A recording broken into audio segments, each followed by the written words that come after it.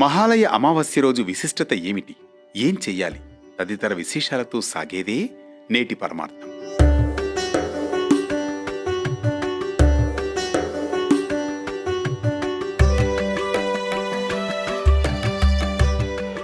September 20వ తేదీ శనివారం మహాలయ అమావాస్య.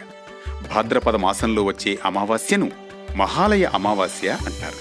ఈ అమావాస్య పితృదేవతల రుణం తీర్చుకోవడానికి చాలా విశిష్టమైన రోజు. పితృదేవతలకు సద్గతులు కలిగి కుటుంబంలో సుఖశాంతులు వంశాభివృద్ధి కలగాలంటే ఈ మహాలయ అమావాస్య రోజు శ్రాద్ధ కర్మలు దాన ధర్మాలు చేయడం అత్యంత అవసరం.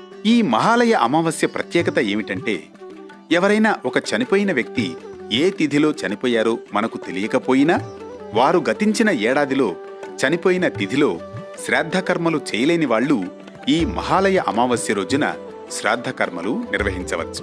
అలా చేయడం వల్ల పితృదేవతల ఆశీస్సులతో పాటు శుభ ఫలితాలు కలుగుతాయని మన పురాణాలు చెబుతున్నాయి.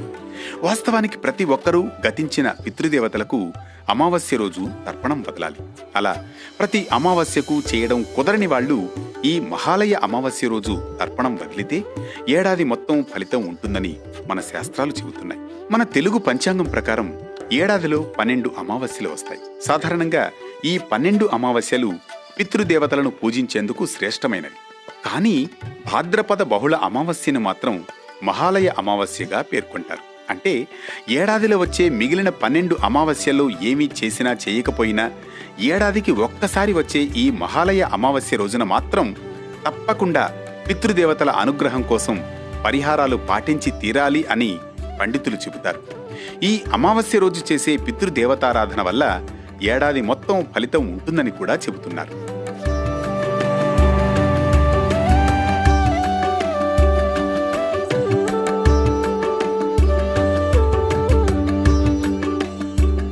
గరుడ పురాణం ప్రకారం చూస్తే ప్రతి మానవుడు తన జీవితకాలంలో 3 రుణాలైన దేవరుణం, ఋషి రుణం, పితృ రుణాన్ని తప్పకుండా తీర్చుకోవాలి. వీటిలో పితృ రుణం తీర్చుకునే అవకాశం మనలో ప్రతి ఒక్కరికి ఉంటుంది.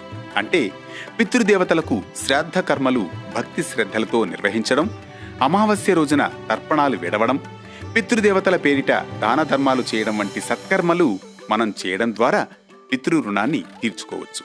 అందులోనూ మరీ ముఖ్యంగా మహాలయ అమావాస్య రోజున ఆచరించే శ్రాద్ధ కర్మలు తర్పణాల వల్ల పితృదేవతలకు శాంతి సద్గతులు కలుగుతాయని శాస్త్రవచనం. మహాలయ అమావాస్య నాడు పితృదేవతలు సంతతి ద్వారం దగ్గరే నిలబడి ఆశీర్వాదం కోసం ఎదురుచూస్తూ ఉంటారు. శ్రాద్ధం చేయకపోతే దీవెన బదులుగా శాపం లభిస్తుంది. ఈ సమయంలో చేసే అన్నదానం అక్షయ ఫలాన్నిస్తుంది. గోవుకు గ్రాసం పెట్టినా, కేవలం ఆకాశాన్ని చూసి కన్నీరు పెట్టుకున్నా అది పితృదేవతలకు అర్పణమవుతుంది. మహాలయ పక్షంలో శ్రద్ధతో చేసే అన్నదానం అనంత కోటి యజ్ఞఫలాన్ని ఇస్తుంది. ఇది మహాలయ అమావాస్యలోని పరమార్థం. రోజువారీ పరమార్థంలో భాగంగా ఈరోజు వైశిష్ట్యం ఓ ధర్మ కాంతికి దివ్య స్ఫూర్తికి శ్రీకారం పలికిందిగా. రేపటి దివ్యమైన ప్రారంభానికి శ్రీకారం చుట్టేందుకు మరిప్పుడు తీసుకుందాం చిన్న విరామం.